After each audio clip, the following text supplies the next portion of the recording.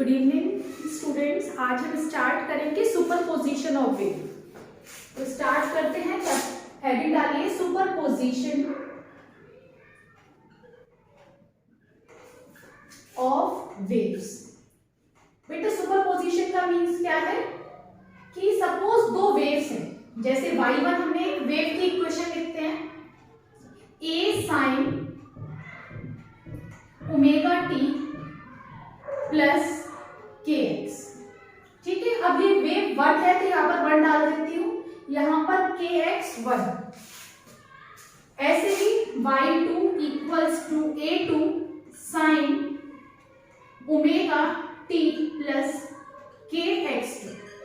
अब आपके माइंड में क्वेश्चन आ रहा होगा, दीदी ने ओमेगा पे क्यों नहीं लिखा, ओमेगा 1 या ओमेगा 2? तो बेटा इसका रीजन क्या है कि हम लेट करके चल रहे हैं। लेट कि जो हम वेव ले रहे हैं, वेव, ये जो वेव निकल रही है किसी कोहेरेंट सोर्स से निकल रही है। Wave is coming out from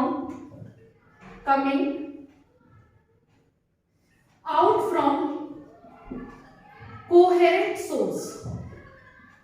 coherent source, बेटा कोहेरेंट सोर्स का मतलब क्या होता है? ऐसी सोर्स मतलब सेम सोर्स, मतलब जिसमें फ्रीक्वेंसी चेंज ना हो। कोहेरेंट सोर्स में फ्रीक्वेंसी क्या रहती है? सेम रहती है। Frequency remain constant.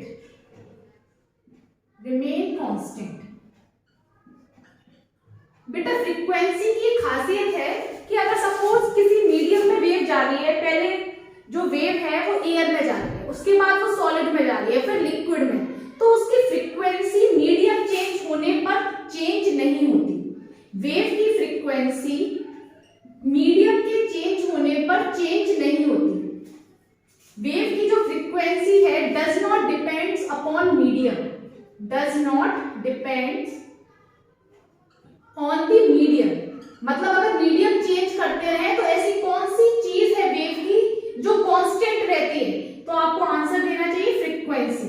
फ्रीक्वेंसी ऐसी चीज है जो मीडियम चेंज करने पर भी चेंज नहीं होती। फ्रीक्वेंसी डिपेंड किस पे करती है? फ्रीक्वेंसी डिपेंड करती है सोर्स पे। अगर सोर्स सेम है जिसमें से वेव निकल रही है तो फ्रीक्वेंसी क्या रहेगी? कांस्टेंट रहेगी। Frequency remain constant. तो कोहेरेंट सोर्स कैसे ले सकते हैं?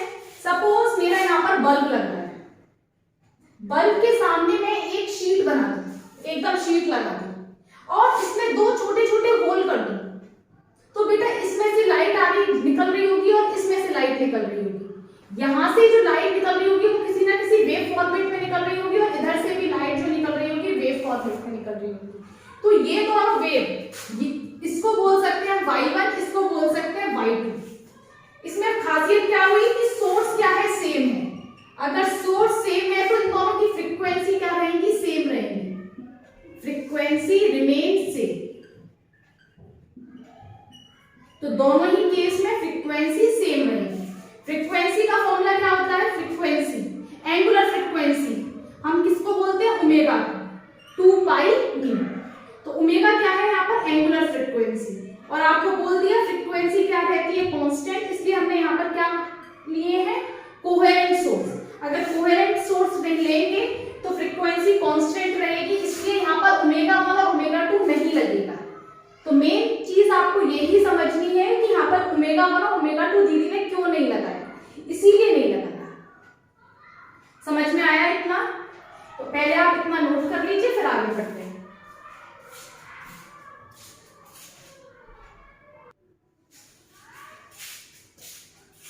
स्टूडेंट्स अब देखिए, ये हमारी दो वेव्स हैं जिनका डिस्प्लेसमेंट a1 और a2, एम्पलीट्यूड को ही हम बोल सकते हैं उनका डिस्प्लेसमेंट है। अगर इस दोनों वेव्स को हम क्या करें? सुपर इम्पोज करा दें। बेटा सुपर इम्पोज का मतलब होता है सपोज एक वेव ये आ रही है और दूसरी वेव ये आ रही है, दोनों को मिला दिया जाए तो नेट वेव कैसी बनेगी?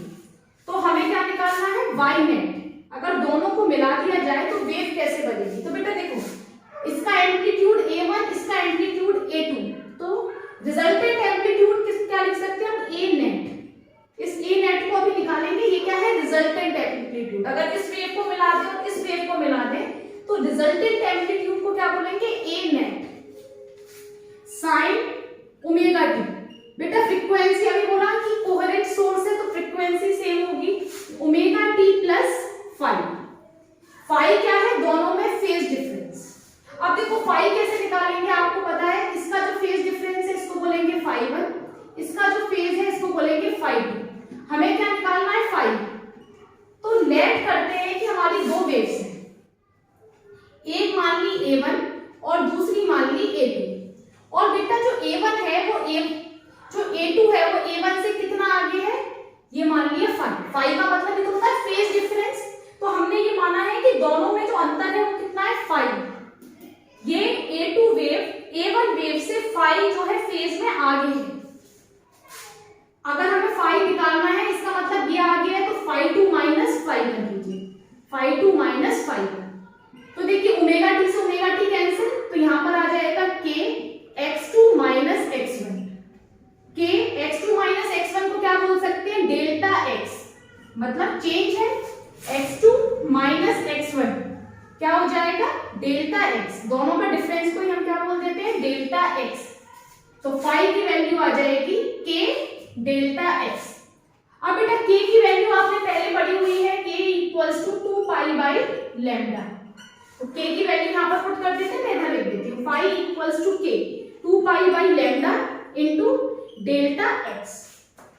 इस phi की वैल्यू को हम यहां पर सब्स्टिट्यूट कर सकते हैं, तो y नेट की वैल्यू क्या हो जाएगी, a net sine omega t plus 2 pi by lambda delta x। या तो आप ये लिख दो या फिर यही वाली इक्वेशन लिख दो, y net equals to a net sine omega t plus 2 pi by omega t plus 5।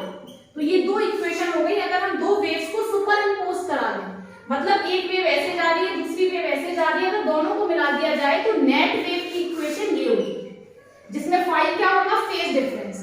दोनों वेव जो है उनमें फेज कितना है, कितने, एक वेव दूसरी वेव से कितनी आगे है, 5। तो ये इतना आपको समझ में आ गया होगा। फिर अब हमारा क्या रह गया, ए नेट की वैल्यू निकालना। तो ए नेट की वैल्यू अभी निकालते हैं। उससे पहले जितना सुपरपोजिशन है मैंने आपको समझाया है कि यहाँ पर इसकी थ्योरी लिखी है।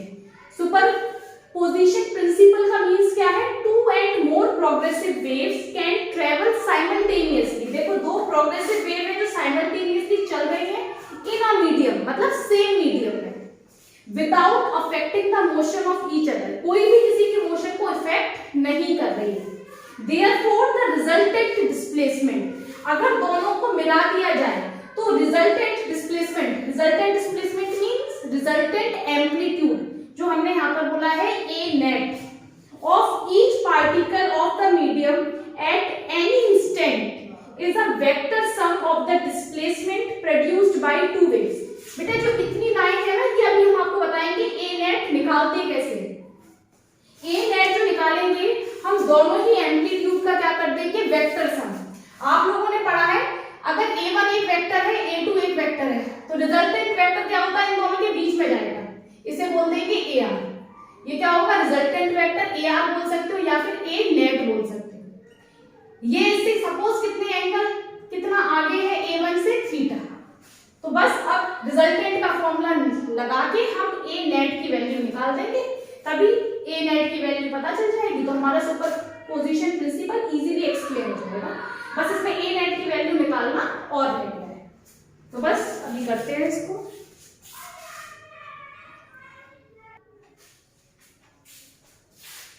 देखिए बेटा अभी हमने रिजल्टेंट वेव की इक्वेशंस तो लिख ली, निकाल ली, किस तरीके से निकालनी है वो पता चल गया। बस अब रह क्या गया है, हमें a नेट की वैल्यू बतानी है। तो बेटा a नेट में हमने क्या लेट किया कि सपोज एक वेव है उसका एम्पलीट्यूड a1 है और दूसरी वेव है उसका एम्पलीट्यूड a2 है। a2 a1 से 5 एंगल आगे है और अब हमें पता है ना एक एम्पलीट्यूड इस तरफ है एक एम्पलीट्यूड इस तरफ है, तो रिजल्टेंट कहाँ होगा, इन दोनों के बीच में। रिजल्टेंट मतलब इन दोनों का जो इफेक्ट है वो किस तरफ होगा, वो इधर होगा। a रिजल्टेंट लिख दो या a नेट लिख दो। अब बेटा a नेट का आपको फॉर्मूला पता है, रिजल्टेंट का फॉर्मूला निकालते हैं तो क्या होता है, रिजल्टेंट का फॉर्मूले के लिए हम करते हैं a1 square plus a2 square plus 2a1 a2 cos theta. जो रिजल्टेंट है वो a1 से कितना आगे है, थीटा, तो इसको लिख दिया cos थीटा। a नेट निकालना है तो इस पे बोल दो a नेट स्क्वायर, तो a नेट की वैल्यू क्या हो जाएगी, under root a1 square plus a2 square plus 2a1 a2 cos theta. Theta is the angle, ये थीटा क्या है बेटा, एंगल है।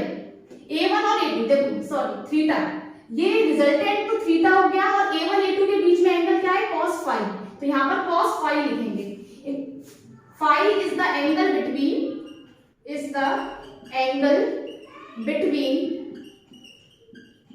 a1 and a2। और बेटा अगर हमें डायरेक्शन निकालना है कि रिजल्टेंट का डायरेक्शन, तो हम निकालते थे tan थीटा, इस समय थीटा एंगल लेते थे। थीटा एंगल का जब हमें डायरेक्शन निकालना है, a नेट कितना आ गया, थीटा एंगल पर है, तो tan थीटा की वैल्यू क्या हो जाएगी, जो वेक्टर्स में हमने पढ़ा है उसी का यूज करके a2 sin theta upon a1 plus a2 cos theta, इससे हमें इसका एंगल पता चल जाएगा। नोट कर लीजिए इतना।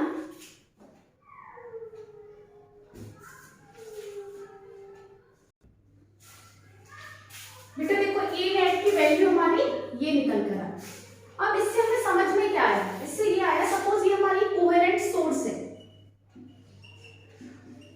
इस सोर्स के सामने सपोज हमने एक बड़ी सी स्लिट रख दी और उसमें दो छोटे छोटे छेद कर दिए, तो बेटा ये लाइट इस तरीके से आएगी और यहाँ से एक वेव निकलेगी, एक वेव यहाँ से निकलेगी। लेट ये हो गई y1, ये हो गई y2। बेटा जब ये यहाँ से यहाँ तक चलकर आ रहे हैं तो देखो ये अलग डिस्टेंस कवर कर रही है, ये अलग डिस्टेंस कवर कर रहा है, इसलिए यहाँ पर हमने एक में x1 लिखा है, एक में x2। सपोज ये वाली जो है वो x1 डिस्टेंस कवर करके निकल रही है, ये x2 डिस्टेंस कवर कर रहा है। इन दोनों के ये दोनों वेव फिर आकर कंबाइंड हो जाएंगी, सुपरपोजिशन हो जाएगा और यहाँ पर क्या बनाएंगी, एक रिजल्टेंट वेव y नेट। अब बेटा ये समझो कि ये हमने जो सोर्स दिए तो यहाँ से लाइट की जो वेव जो निकल रही होगी वो लाइट वेव निकल रही होगी और यहाँ पर जाकर क्या हो गया, इन दोनों का सुपरपोजिशन हो गया। सुपरपोजिशन के बाद आपको ये रिजल्ट मिला, a net equals to a1 square a2 square plus 2a1 a2 cos phi. इसका मतलब कि फाई पर डिपेंड कर रहा है दोनों के बीच में फेज डिफरेंस। a1 और a2 एक एम्पलीट्यूड है, कांस्टेंट है, सबसे ज्यादा किस पे डिपेंड कर रहा है, cos फाई पर, इन दोनों के बीच में फेज डिफरेंस पर, फाई पर। अगर बेटा देखो cos फाई की वैल्यू 0 हो जाती है, cos फाई की वैल्यू 0 हो जाए और cos फाई की वैल्यू 1 हो जाए, और एक हो सकती है cos फाई की वैल्यू लेट कर लो -1 हो जाए, तो क्या क्या चेंजेस आएंगे। अगर बेटा cos फाई की वैल्यू 1 हो जाए तो ये a नेट की वैल्यू क्या आ जाएगी, under root a1 square plus a2 square plus 2a1 a2। तो a नेट में बेटा ये किसका फॉर्मूला बन जाएगा, a1 प्लस a2 का होल स्क्वायर और अंडर रूट की वजह से a1 प्लस a2 रह जाएगा। इसका मतलब a नेट का जो मतलब है a net equals to a1 plus a2, मतलब दोनों ही वेव का एम्पलीट्यूड जुड़ जाएगा और हमें कैसी मिलेगी, जो भी लाइट आ रही होगी उसकी ब्राइटनेस बहुत बढ़ जाएगी, क्योंकि दोनों ही वेव का क्या हो रहा है, एम्पलीट्यूड ऐड हो रहा है। तो सपोज अगर हमें इन दोनों के बीच का एंगल cos फाई अगर 1 हो रहा है तो हमें जो ब्राइटनेस मिल रही है वो मैक्सिमम मिल रही है a1 प्लस a2, तो यहाँ पर हमें एक लाइट मिलेगी, ब्राइट मतलब एक ब्राइट सी लाइट स्क्रीन पर मिलेगी। अगर सपोज एंगल cos फाई -1 हो जाता है तो क्या होगा, a नेट यहाँ पर -1 रखेंगे तो क्या हो जाएगा, a1 square plus a2 square minus 2a1 a2, तो ये बनेगा a1 माइनस a2। तो बेटा अब की बार क्या हो रहा है कि एक एम्पलीट्यूड में से दूसरा एम्पलीट्यूड घट रहा है, तो अब हमें लाइट जो होगी वो ब्राइट नहीं मिलेगी, डल मिलेगी, कम रोशनी मिलेगी, तो उसे मैं बोल सकती हूँ डार्क, हमें डार्क मिलेगा। अब देखो बेटा वेव तो इस तरीके से चल रही है, तो मतलब कभी तो जो उनका फेज है +1 हो सकता है, कभी -1, ये मैं मैक्सिमम बात कर रही हूँ। +1 क्या होगा,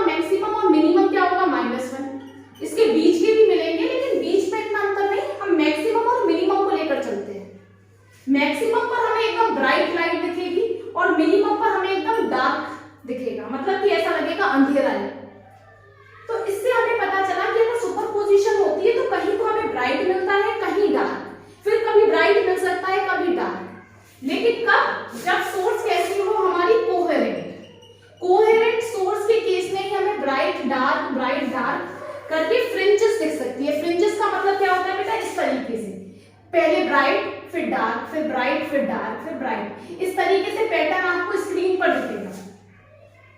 इस एक्सपेरिमेंट को हम 12th में और डीपली पढ़ेंगे। इस एक्सपेरिमेंट को बोलते हैं Young's double slit experiment. Double slit क्यों बेटा, यहाँ पे देखो दो छेद है ना, दो स्लिट्स बनाई है, इसलिए इसे बोला जाता है यंग्स डबल स्लिट एक्सपेरिमेंट।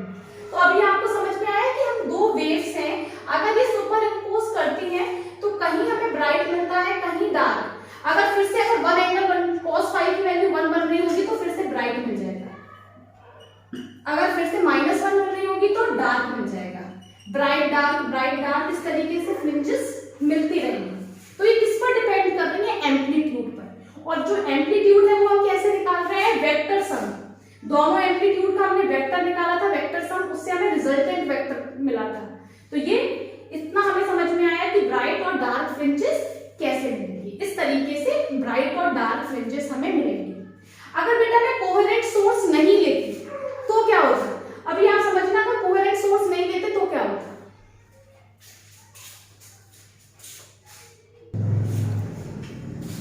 अब बेटा अगर हमने कोहेरेंट सोर्स नहीं लेते तो हमारी फ्रीक्वेंसी भी अलग अलग होती, क्योंकि कोहेरेंट केस, अगर कोहेरेंट सोर्स होती है तभी फ्रीक्वेंसी सेम होती है। इसका मतलब अब यहाँ पर हमें ω1 और ω2 लिखना पड़ता। अब फेज डिफरेंस निकालते हैं, डेल्टा फाई कैसे निकालते हैं, φ2 माइनस φ1। इसको मान लो φ2 और इसको मान लो φ1। तो φ2 माइनस φ1 करो तो क्या आएगा, ω2 minus ω1 into T plus x2 minus x1 into के।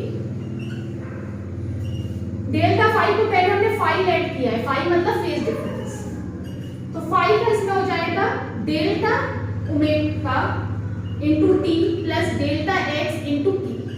तो बेटा अब की बार जो फाई है, अब की बार आप फाई देख रहे हो, ओमेगा टी प्लस डेल्टा के एक्स आ रही है। इसको आप इस तरीके से भी लिख सकते हो, phi equals to t delta omega plus k delta x. तो ये आ रही है हमारी फाई की वैल्यू। और अभी ए नेट निकाला था, रिजल्टेंट एम्पलीट्यूड। ए नेट की वैल्यू थी a1 square plus a2 square plus 2a1 a2 cos phi. बेटा अब यहाँ पर जो cos फाई थी, पिछले बारे में जब हमने कोहेरेंट सोर्स लिया था तो cos फाई सिर्फ किस पर डिपेंड कर रही थी, 2 pi by lambda into delta x, मतलब सिर्फ पोजीशन पर डिपेंड कर रहा है फाई। और इस बार जो फाई है उसकी वैल्यू क्या आई है, T delta omega plus k delta x, मतलब इस बार जो फाई है वो टाइम पर भी डिपेंड कर रहा है।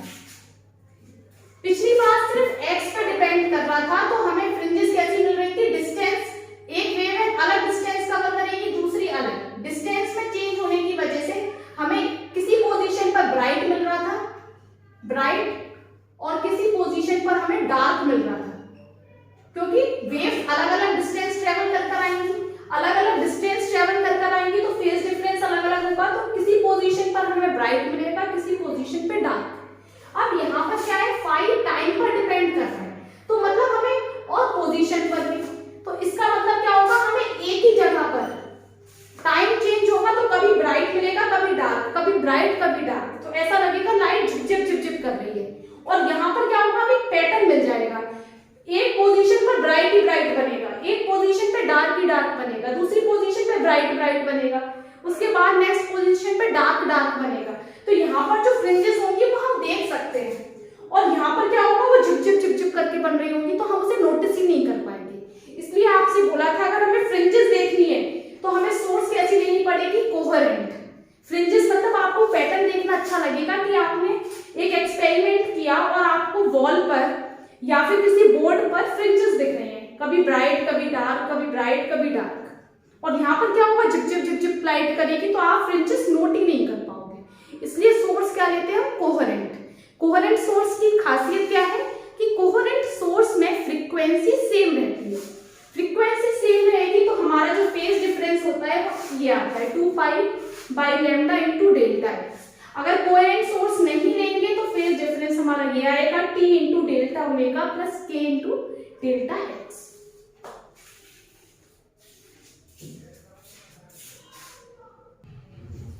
अब बेटा समझते हैं कंस्ट्रक्टिव और डिस्ट्रक्टिव, कंस्ट्रक्टिव और डिस्ट्रक्टिव। अभी हमने जो समझा है उसी से रिलेटेड होगा। ए नेट की वैल्यू आपने निकाली थी, A net equals to under root a1 square plus a2 square plus 2a1 a2 cos phi. बेटा कंस्ट्रक्टिव का मतलब होता है कि हमें जो एम्पलीट्यूड मिले वो मैक्सिमम मिले, ए मैक्सिमम। ए मैक्सिमम कितना मिला था हमें, a1 plus a2। a1 plus a2 कब मिला था, जब हमारी cos फाई की वैल्यू कितनी हो गई थी, 1। इसका मतलब अगर हमारी cos फाई की वैल्यू 1 आ जाएगी तो a मैक्सिमम मिल जाएगा, a1 प्लस a2। दोनों एम्पलीट्यूड्स क्या हो जाएंगी, ऐड। उसी को बोला जाता है कंस्ट्रक्टिव। ठीक है, तो अब देखो cos फाई की वैल्यू 1 कब कब आ सकती है, जब cos की वैल्यू 0 हो तब 1 आ सकती है, जब cos की वैल्यू 2 पाई हो तब वैल्यू क्या आ सकती है, 1 आ सकती है। cos 4 पाई ऐसे करके इनफाइनाइट तक हम 2 के मल्टीपल पे लेंगे, उन सब पर क्या आती है, वैल्यू 1 आती है। तो अगर हम फाई की वैल्यू देखें तो क्या आ जाएगी, 0, 2 पाई, 4 पाई, 6 पाई, 8 पाई, मतलब इवन मल्टीपल होने चाहिए पाई के। तो हमें कैसा इंटरफेरेंस मिलेगा, कंस्ट्रक्टिव। मतलब कि हमारा मैक्सिमम होगा एम्पलीट्यूड। एम्पलीट्यूड हमारा मैक्सिमम होगा कब, जब फाई की वैल्यू 0 हो, 2 पाई हो, 4 पाई हो, 6 पाई हो, 8 पाई हो, 10, 12, 14 इवन मल्टीपल्स ऑफ पाई हो। तो हम फाई को लिख सकते हैं क्या हो, 2n पाई। पर हमें कैसा मिलेगा इंटरफेरेंस, कंस्ट्रक्टिव। अब इसके अलावा बेटा डिस्ट्रक्टिव में क्या होगा, a net equals to a1 square plus a2 square plus 2a1 a2 cos phi. अब हमारे को क्या देखना है, इस समय क्या है कि हमें डिस्ट्रक्टिव मतलब मिनिमम आना चाहिए हमारा एम्पलीट्यूड, और a मिनिमम कितना आया था, a1 माइनस a2। और a1 माइनस a2 कब आया था, जब cos फाई की वैल्यू कितनी हो जाए, -1। जब cos फाई की वैल्यू -1 होती है तो हमारा ये कैसा आता है, डिस्ट्रक्टिव। तो अब आपको वैल्यूज देखनी है कि ये वैल्यू कब आती है, cos फाई की वैल्यू -1 एक आती है cos पाई पर, फिर आ जाएगी cos 3 पाई पर, cos 5 पाई पर, cos 7 पाई पर। इस तरीके से हमारी वैल्यूज क्या आती जाएंगी, -1। तो हम लिख सकते हैं फाई की वैल्यू क्या आएगी, पाई, 3 पाई, 5 पाई, 7 पाई। मतलब ऑड मल्टीपल्स ऑफ पाई पर हमें वैल्यूज कैसी मिलेंगी, जो हमें कैसा देंगी इंटरफेरेंस, डिस्ट्रक्टिव। मतलब हमारा एम्पलीट्यूड मिनिमम देंगे। तो मिनिमम एम्पलीट्यूड अगर मिल रहा है तो उसको क्या बोलते हैं, डिस्ट्रक्टिव। अगर हमें एम्पलीट्यूड मैक्सिमम मिल रहा है तो उसे बोलते हैं कंस्ट्रक्टिव। तो अब देखिए ये वैल्यूज आ गई, तो हम फाई को बोल सकते हैं 2n प्लस 1 पाई। इस फॉर्मेट में होना चाहिए 2n प्लस 1 पाई। जो फॉर्मेट है बेटा ये हम ऑड नंबर्स के लिए लिखते हैं, और 2n लिखते हैं हम इवन नंबर्स के लिए। यहाँ पर देखो सब पाई के क्या है, इवन मल्टीपल्स, और यहाँ पर सब क्या है, पाई के ऑड मल्टीपल्स।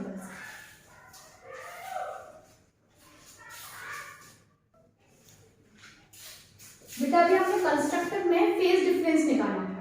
पाई की वैल्यू क्या आई थी, 2n पाई, या फिर पाई को बोल सकते हैं हम 2 पाई, 4 पाई, 6 पाई, इवन मल्टीपल्स होने चाहिए। और यहाँ पर पाई की वैल्यू आई थी 2n प्लस 1 पाई। यहाँ पर जो पाई के मल्टीपल्स हैं वो सब क्या होने चाहिए, ऑड होने चाहिए। पाई, 3 पाई, 5 पाई, 7 पाई। बेटा ये पाई क्या था हमारा, फेज डिफरेंस। फेज डिफरेंस मतलब फेज डिफरेंस, दो वेव्स हैं, अगर उनके बीच में phase difference even multiple of pi होगा तो हमें कैसा मिलेगा, कंस्ट्रक्टिव। मतलब हमारा एम्पलीट्यूड मिलेगा हमें मैक्सिमम।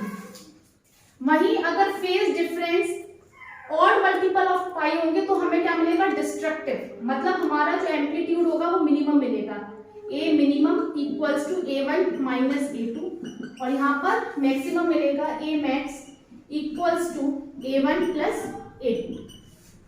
अब इसके अलावा फेज डिफरेंस के बाद हमें निकालना है पाथ डिफरेंस। दोनों के पाथ में कितना डिफरेंस होगा। लास्ट क्लास में हमने पाथ डिफरेंस निकालना सीखा था, फाई का एक फॉर्मूला था जिसमें हमने 2 pi upon lambda into delta x निकालना सीखा था कि जो फेज डिफरेंस और पाथ डिफरेंस में रिलेशन ये होता है। तो यहाँ पर फाई की जगह हम इसको पुट कर दें 2 pi by lambda into delta x. तो वैल्यूज क्या क्या है, 2 पाई, 4 पाई, 6 पाई। तो बेटा यहां से हम डेल्टा एक्स की वैल्यू निकालते हैं। तो देखो बेटा पाई 2 पाई से 2 पाई कट जाएगा तो डेल्टा एक्स की वैल्यूज क्या आएंगी, लैम्डा, यहां से आएगा 2 लैम्डा, 3 लैम्डा, 4 लैम्डा। मतलब हमारा पाथ डिफरेंस किस में आ रहा है, lambda, 2 lambda, 3 lambda, 5 lambda, 6 lambda. Path difference हमें इस पैटर्न में मिलेगा, पाथ डिफरेंस फॉर कंस्ट्रक्टिव। अगर कंस्ट्रक्टिव हो रही है वेव्स कि अगर उनका एम्पलीट्यूड ऐड हो रहा है तो हमें पाथ डिफरेंस किसके मल्टीपल में मिलेगा, लैम्डा, 2 पाई, लैम्डा, 2 लैम्डा, 3 लैम्डा, 4 लैम्डा। वहीं अब हम समझते हैं डिस्ट्रक्टिव में। बेटा डिस्ट्रक्टिव में भी फाई की जगह मैं क्या लिख सकती हूँ, 2 pi upon lambda into x. इसकी वैल्यूज क्या आएंगी, पाई, 3 पाई, 5 पाई, 7 पाई। डेल्टा एक्स की वैल्यू यहां से कितनी निकलेगी, लैम्डा बाई 2, 3 लैम्डा बाई 2, यहां से 5 lambda by 2, 7 lambda by 2। It means कि यहां पर जो हमारा पाथ डिफरेंस आ रहा है वो किस तरीके से आ रहा है, multiple of lambda by 2, 3 lambda by 2, 5 lambda by 2। तो अगर इसे मैं जनरली लिखना चाहती हूँ तो यहाँ पे लिख सकती हूँ n लैम्डा, जहां पर n की वैल्यू क्या हो सकती है, 1 2 3 4 5। और यहाँ पर क्या लिख सकते हैं, delta x equals to n lambda by 2 और n की वैल्यू क्या होगी, 1 2 3 4। और यहाँ पर भी आप चाहो तो n यहाँ पर डाल दो 1 2 3 4 5 और यहाँ पर भी n की वैल्यू होगी 1 2 3 4 5। तो इससे हमें ये समझ में आया कि अगर हमें अपना एक दो वेव्स हैं, अगर वो कंस्ट्रक्टिव तरीके से सुपर इम्पोज कर रही हैं तो हमें क्या मिलेगा, मैक्सिमम एम्पलीट्यूड मिलेगा a1 प्लस a2। और उसको लाने की कंडीशन क्या है, हमारा phase difference even multiple of pi होना चाहिए, 2n पाई, 2 पाई, 4 पाई, 6 पाई, 7 पाई। और पाथ डिफरेंस हमारा क्या होना चाहिए, इंटीजर मल्टीपल ऑफ लैम्डा, जैसे लैम्डा, 2 लैम्डा, 3 लैम्डा, 4 लैम्डा। वही डिस्ट्रक्टिव, अगर हम दो वेव्स हैं और उन्हें सुपर इम्पोज करा रहे हैं और वो डिस्ट्रक्टिवली सुपर इम्पोज कर रहे हैं तो हमारा जो एम्पलीट्यूड होगा वो मिनिमम मिलेगा, a1 माइनस a2। उसकी कंडीशन लिख दी, फाई की वैल्यू पाई, 3 पाई, 5 पाई, 7 तक। इस फाई की जगह अगर हम पाथ डिफरेंस निकालना चाहते हैं तो पाथ डिफरेंस की वैल्यू क्या निकलेगी, lambda by 2, 3 lambda by 2, 5 lambda by 2, 7 lambda by 2। It means integer multiple of lambda by 2। तो इतना हमें समझना है कि कंस्ट्रक्टिव के लिए क्या कंडीशंस है और डिस्ट्रक्टिव के लिए। कंस्ट्रक्टिव